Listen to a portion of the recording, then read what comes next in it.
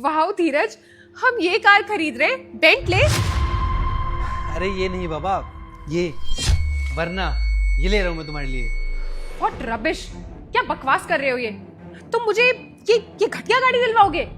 अरे भाई, जिसकी जितनी औकात होगी उतना ही तो करेगा ना वो। क्यों पापा जी? हाँ हाँ, क्यों नहीं दामाद जी, बिल्कुल सही बात है।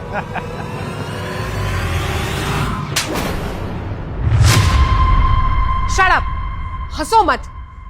तुम यहाँ लाके मेरी बेइज्जती कर रहे हो। तुमने मुझे प्रॉमिस किया था कि तुम बर्थडे पे मुझे अच्छी गाड़ी दिलवाओगे, और क्या कर रहे हो यहाँ पे लाके मुझे ये खटारा घटिया गाड़ी दिलवा रहे हो? मैंने तुमसे झूठ कब बोला? मैंने तुमसे यही तो बोला था ना कि मैं तुम्हें कार गिफ्ट करूंगा, और मैं कर तो रहा हूं ना। ये रही कार। इसे कार नहीं कहते हैं धीरज, कार होती है ये बेंटले।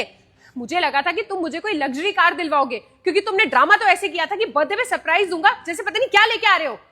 गलती ना मेरी थी, जो मैंने तुम जैसे फटीचर आदमी से शादी कर ली। अरे मेरे पापा ने जिंदगी भर मुझे लग्जरी आइटम्स दिलवाए हैं, लग्जरी गाड़ियों में घूमी हूं मैं, और तुम मेरे पति होके मुझे एक अच्छी लग्जरी कार नहीं दिलवा सकते? अरे तो मैं क्या करूं? मैं एक कंपनी का एम्प्लॉय हूं, मालिक नहीं। जो इतनी महंगी गाड़ी में घूमूंगा मैं?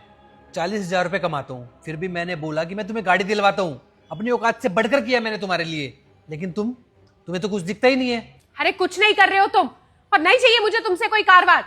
तुमने ना मेरा सारा मूड खराब कर दिया, मेरा बर्थडे स्पॉइल कर दिया। देखो बेटा, चाहे कुछ भी हो, अगर तुम्हें गाड़ी नहीं पसंद थी तो तुम बोल देती। तुम्हें दामाद जी के ऊपर ऐसे हाथ नहीं उठाना चाहिए था, वो भी सबके सामने। पापा, आप कुछ ना ही बोले तो अच्छा होगा। अच्छा लड़का है, अच्छा लड़का है बोल बोल के इस फटीचर से मेरी शादी करवा दी। इसके साथ रह के मेरी सारी ख्वाहिशें ही मर चुकी हैं, क्योंकि मुझे अच्छे से पता है कि इसकी कोई औकात नहीं है। पापा, मैंने आपसे कहा था कि मेरी शादी एक ऐसे लड़के से करवाना जो मुझे एक लग्जरी लाइफ दे सके, लेकिन इसको देखना, ये एक बर्थडे पे मुझे लग्जरी कार तक नहीं दे पा रहा है। अरे मैंने तेरी शादी इसके साथ इसलिए करवाई थी, ये बहुत अच्छा लड़का है, बहुत ही मेहनती है, उसके अंदर कोई ऐप भी नहीं है बेटा। और देख बेटा, पैसा ही सब कुछ नहीं होता है। हर बाप चाहता है कि उसे ऐसा दामाद मिले जो उसकी बेटी का ख्याल रखे, और धीरज के अंदर वो सारी काबिलियत है बेटा, इसीलिए मैंने तेरी शादी धीरज के साथ करवाई थी। अरे कैसे बाप हो आप? हर बाप ये ख्वाहिश रखता है कि वो अपनी बेटी की शादी अपने से ऊंचे खानदान में करवाएगा, अपनी बेटी के लिए ऐसा पति ढूंढेगा जो पैसे वाला और उसकी सारी ख्वाहिशें पूरी कर सके। लेकिन आपने ऐसा कुछ भी नहीं किया। अच्छा लड़का देखा नहीं और मेरी शादी करवा दी इससे। मेरी जिंदगी बर्बाद करने में ना आप ही का हाथ है। सच कहूं पापा, मुझे पता है आपने मेरी शादी इससे इसलिए करवाई है क्योंकि ये आपके दोस्त का बेटा है। आपने अपनी दोस्ती के चक्कर में मेरी पूरी जिंदगी बर्बाद करके रख दी। देख बेटा, तू चाहे कुछ भी कह ले, पर मेरे सामने दामाद जी के साथ इस तरह से बात ना कर, वरना वरना क्या पापा? क्या करेंगे आप? आप हर वक्त मुझे धमकी देते रहते हैं। आप क्या चाहते हैं मुझसे, कि मैं सब कुछ बर्दाश्त करती रहूं? आप खुद ही बताइए। इन्होंने मुझसे कहा था कि ये मुझे एक गाड़ी दिलवाएंगे, और अब यहाँ लाके ये मुझे छोटी घटिया गाड़ी दिलवा रहे हैं, तो मुझे गुस्सा नहीं आएगा क्या? देखो धीरज, मैं तुमसे लास्ट बार बोल रही हूँ, अगर तुम्हारी औकात नहीं है ना तो मुझसे झूठे वादे मत किया करो, और नहीं चाहिए मुझे तुमसे कोई गाड़ी। अच्छा ठीक है, सॉरी, तुम गुस्सा मत करो। शायद गलती मेरी ही है कि मैं तुम्हें खुश नहीं रख पा रहा।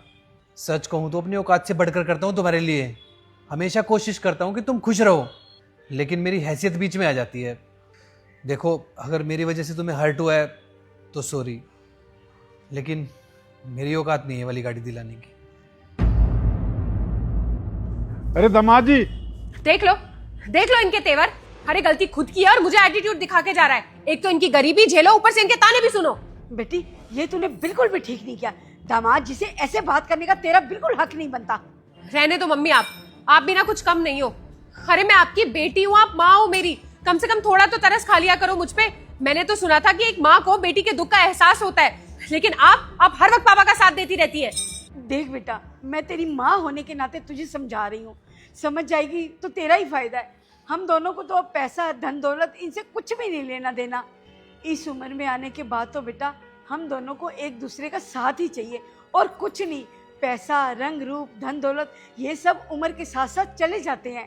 दामाद जी है ना, बहुत अच्छे लड़के हैं। तूने दामाद जी के ऊपर हाथ उठाया और पलट कर उन्होंने तुझे कुछ भी नहीं कहा, इसका मतलब वो तुझसे कितना प्यार करते हैं, और तुझे उनके प्यार की कदर ही नहीं है। पैसों की वजह से अगर तू उनके साथ बदतमीजी करेगी ना बेटा, तो ये सब ठीक तो नहीं है ना। आप ही बताइए मम्मी, क्या मुझे ये गाड़ी भी नहीं दिलवा सकते? इतना भी डिजर्व नहीं करती क्या मैं? अरे नहीं है ना उनके पास पैसे, अगर होते तो वो दिला देते ना। और वो क्या कुछ नहीं करते तेरे लिए। तूने कभी सोचा है? तुझे महंगे कपड़ों का शौक है, महंगी महंगी चीजें मांगती है तू।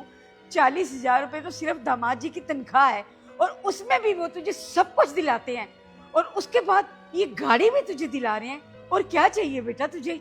तुझे क्या लगता है बेटा इतना आसान है उनके लिए ये महंगी गाड़ी खरीदना? फिर भी वो तेरे लिए कर रहे हैं ना। पता नहीं बेटा वो कैसे ये सब मैनेज करते हैं, सिर्फ इसलिए कि तू खुश रहे। फिर भी तुझे उनके प्यार की कदर ही नहीं है। देख बेटा, प्यार मायने रखता है, धन दौलत मायने नहीं रखता।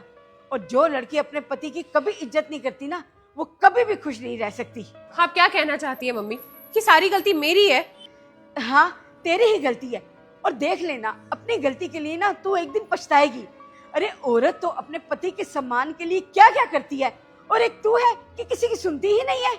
मुझे तो शर्म आती है तुझे अपनी बेटी कहते हुए। चलो जी, यहाँ से चलते हैं, हमें नहीं यहाँ रुकना।